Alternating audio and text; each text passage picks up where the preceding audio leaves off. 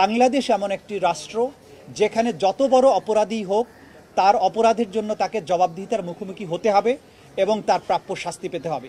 এবং এটাও প্রমাণিত হয়েছে, বাংলাদেশ সকল আন্তর্জাতিক নর্মস, আন্তর্জাতিক স্ট্যান্ডার্ড মেনটেন করে ক্রাইমস এগেনস্ট হিউম্যানিটির মতো কমপ্লেক্স অপরাধের বিচার করতে সক্ষম এবং বাংলাদেশ সাফল্যের সাথে সেটা করেছে।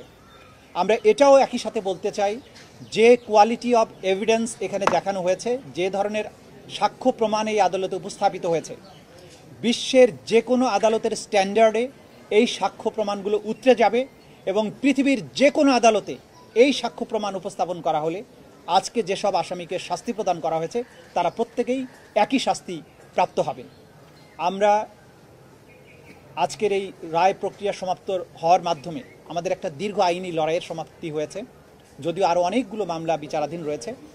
যারা এই মামলাকে আজকের দিন পর্যন্ত নিয়ে আসার ব্যাপারে যারা ভূমিকা পালন করেছিলেন, বিশেষ করে আমাদের ভিকটিম পরিবার, তারা তথ্য দিয়েছেন, আহতরা, সাক্ষীরা তারা আদালতে এসে কষ্ট করে সাক্ষী দিয়েছেন, প্রসিকিউশনের বিজ্ঞ প্রসিকিউটররা যারা আমাকে এই মামলা পরিচালনায় সাহায্য করেছেন, তদন্ত সংস্থা যারা বাংলাদেশের 56,000 বর্গ মাইলের বিভিন্ন জায়গা থেকে এভিডেন্সগুলো কালেক্ট করেছেন, বাংলাদেশের আপামর জনগণ যারা এই বিচারের জন্য প্রসিকিউশন টিমকে সমর্থন জুগিয়েছেন, সাক্ষ্য প্রমাণ আমাদেরকে সংগ্রহ করার ব্যাপারে সাহায্য করেছেন, সকলের প্রতি প্রসিকিউশনের পক্ষ থেকে আমরা গভীর কৃতজ্ঞতা জানাচ্ছি। সবশেষে শহীদ পরিবার, যাদের ক্ষতি কোনো কিছু দিয়ে পূরণ হবে না, তাদের সামনে অন্তত একটা ন্যায় বিচারের দৃষ্টান্ত স্থাপন করতে পেরেছি, এই জন্য তাদের প্রতি কৃতজ্ঞতা জানিয়ে আপনাদের সবাইকে ধন্যবাদ দিয়ে আমার কথা শেষ করছি।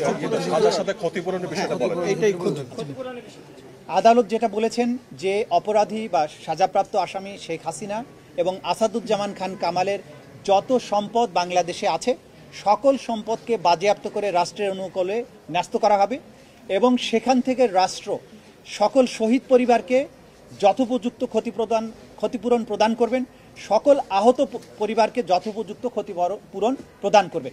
এটা হচ্ছে ক্ষতিপূরণের ব্যাপারে আদেশ। আর একটা অবজারভেশন তারা দিয়েছেন যে আওয়ামী লীগ এবং 14 দলীয় জোট, যুবলীগ, তাদের ব্যাপারে তারা যে একটা সন্ত্রাসী বা ক্রিমিনাল অর্গানাইজেশন, এইটা প্রসিকিউশনের পক্ষ থেকে সাবমিশন ছিল। আদালত বলেছেন এইটি যেহেতু আজকের এই মামলার বিচার্য বিষয় নয়, সেই ব্যাপারে তারা কোনো অবজারভেশন দেয়া থেকে বিরত থাকছেন।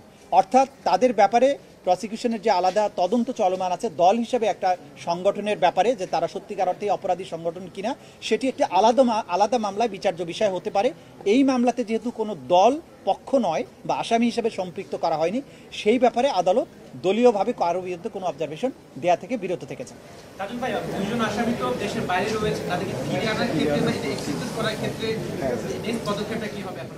যে আমরা ইতিমধ্যেই বলেছি যে দুজন আসামি পলাতক রয়েছেন তাদেরকে ফিরিয়ে আনার ব্যাপারে রাষ্ট্র দুই ধরনের পদক্ষেপ নিতে পারেন। একটি হচ্ছে ভারতের সাথে সম্পাদিত 2013 সালের যে অপরাধীর বহিঃসমর্পণ চুক্তি, অর্থাৎ এক্সট্রাডিশন ট্রিটি 2013, সেই চুক্তি অনুযায়ী আমাদের এখানে যেহেতু মানবতা বিরোধী অপরাধের দায়ে তারা সাজাপ্রাপ্ত হয়েছেন, তাদেরকে বাংলাদেশ ভারত সরকারের কাছে ফেরত চাইবে এবং ভারত সরকার যদি আইনের শাসন, ন্যায় বিচারের প্রতি শ্রদ্ধাশীল হয়, তারা সেই আসামিদেরকে ফেরত প্রদান করবেন এবং তাদেরকে বাংলাদেশে ফেরত আনার মাধ্যমে তাদের উপরে যে সাজা দেয়া হয়েছে সেটা কার্যকর করা যাবে। দ্বিতীয় যে প্রক্রিয়া আছে সেটি হচ্ছে যে ইন্টারপোলের মাধ্যমে, যেহেতু একটি বাংলাদেশের একটা ট্রাইব্যুনাল থেকে, উপযুক্ত আদালতের থেকে তাদের মৃত্যুদণ্ড প্রদান করা হয়েছে, তাদেরকে ইন্টারপোলের মাধ্যমে গ্রেপ্তার করে বাংলাদেশে এনে সেই সাজা কার্যকর করা যেতে পারে। এই ব্যাপারে বাংলাদেশের স্বরাষ্ট্র মন্ত্রণালয়, পররাষ্ট্র মন্ত্রণালয় সম্মিলিতভাবে প্রয়োজনীয় ব্যবস্থা গ্রহণ করবেন।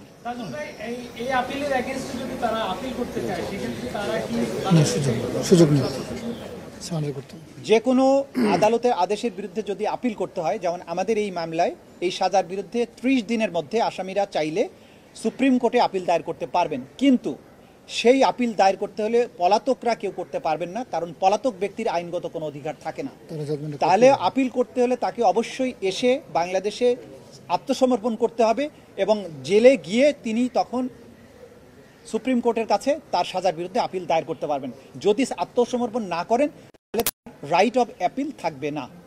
দেখুন, ইতিমধ্যে কিন্তু আদালত তার অবজারভেশনে বলেছেন যে এই আসামিরা বিচার চলমান থাকা অবস্থায় মামলার সাক্ষী, বিচারক এবং ট্রাইব্যুনালের সাথে সংশ্লিষ্টদেরকে হত্যা করার, তাদের বাড়িঘর জ্বালিয়ে দেওয়ার হুমকি দিয়েছিলেন এবং সেই দায়ে কিন্তু আসামি শেখ হাসিনার 6 মাসের কারাদণ্ড হয়েছে।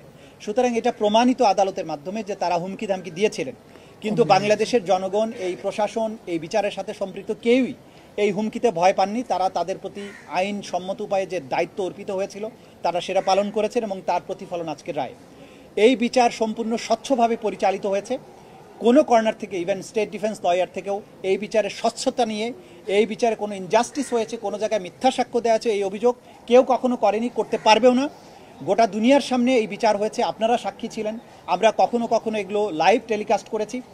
পৃথিবীর সবার কাছে আমাদের ওপেন চ্যালেঞ্জ, এই বিচার প্রক্রিয়া স্বচ্ছ ছিল, নিরপেক্ষ ছিল, প্রত্যেকেই আইন অনুযায়ী কাজ করেছেন এবং এইখানে যে কোয়ালিটির এভিডেন্স দাখিল করা হয়েছে, আমরা আবারও চ্যালেঞ্জ করছি, দুনিয়ার যে প্রান্তে খুশি সেখানে যান, যে কোনো আদালতে এই এভিডেন্স গিয়ে হাজির করেন, এই অপরাধীদের একই ধরনের শাস্তি হবে বলে আমরা বিশ্বাস করি। মাননীয় চিফ প্রসিকিউটর, একটি প্রশ্ন, আজকে যে রায়টি হলো, এই রায়টি জুলাই আগস্টের অন্য যে মামলাগুলো সেগুলোর ক্ষেত্রে রেফারেন্স হিসেবে বিচারকে ত্বরান্বিত করবে কিনা, সহযোগী হবে কিনা?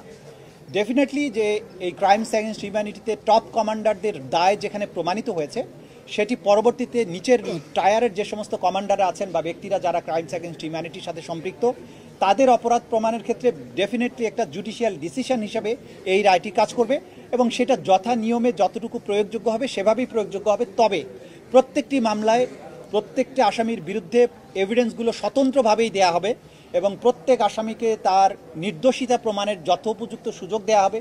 তিনি চাইলে তার নির্দোষিতা প্রমাণের জন্য তার ডিফেন্স উইটনেসকে আনতে পারবেন, ডিফেন্স ডকুমেন্ট প্রডিউস করতে পারবেন।